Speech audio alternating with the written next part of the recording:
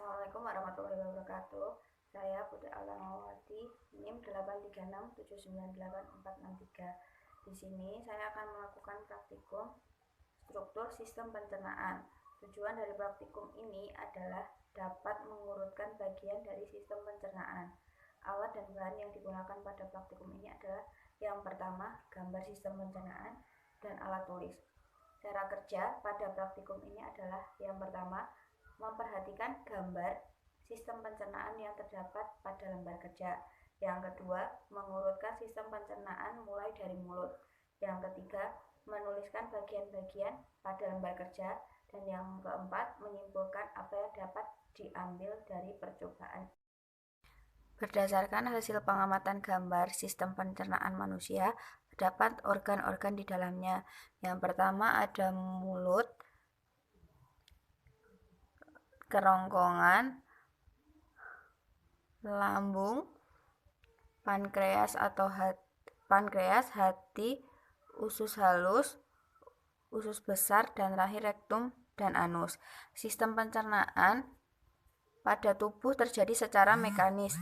Penghancuran makanan yaitu penghancuran makanan dengan bantuan gigi dan gerakan dinding lambung, dan kimiawi yaitu penghancuran makanan dengan bantuan enzim yang dapat mengubah makanan menjadi sari-sari makanan.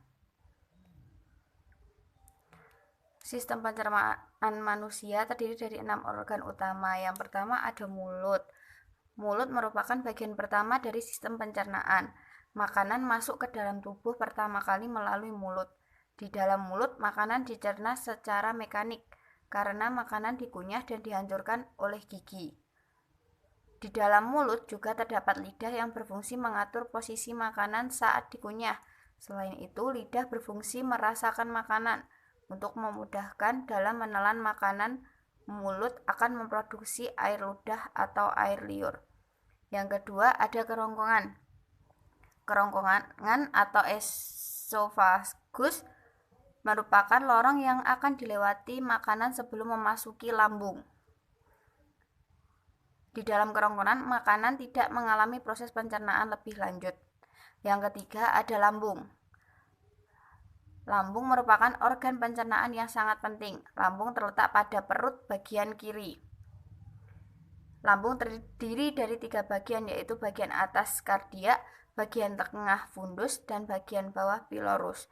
Lambung berfungsi menyimpan makanan dan cairan yang tertelan untuk mencampur makanan dan cairan pencernaan.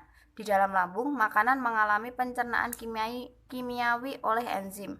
Di dalam lambung terdapat enzim pepsin yang berfungsi memerah protein menjadi pepton, dan enzim renin yang berfungsi mengendapkan protein susu. Selain itu, terdapat asam lambung yang berfungsi membunuh kuman dan mengasamkan makanan. Yang keempat, ada usus halus. Di dalam usus halus, makanan mengalami pencernaan secara kimiawi. Dari penyerapan sari-sari makanan, enzim-enzim yang terdapat di dalam usus halus antara lain ada enzim amilase, enzim tripsin, dan enzim lipase. Yang kelima, ada usus besar. Di dalam usus besar terjadi pencernaan sisa-sisa makanan yang tidak dapat tercerna oleh organ sebelumnya. Sisa-sisa makanan tersebut akan mengalami pembusukan dengan bantuan bakteri Escherichia coli. Yang terakhir ada rektum dan anus. Rektum adalah bagian paling ujung dari usus besar. Rektum inilah jalur yang akan dilalui kotoran menuju anus. Anus merupakan saluran terakhir dalam sistem pencernaan. Anus merupakan saluran pembuangan.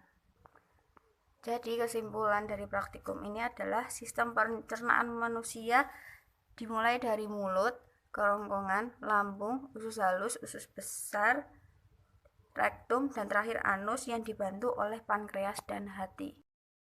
Sekian praktikum yang saya lakukan. Apabila ada salah, mohon maaf. Semoga bermanfaat. Wassalamualaikum warahmatullahi wabarakatuh.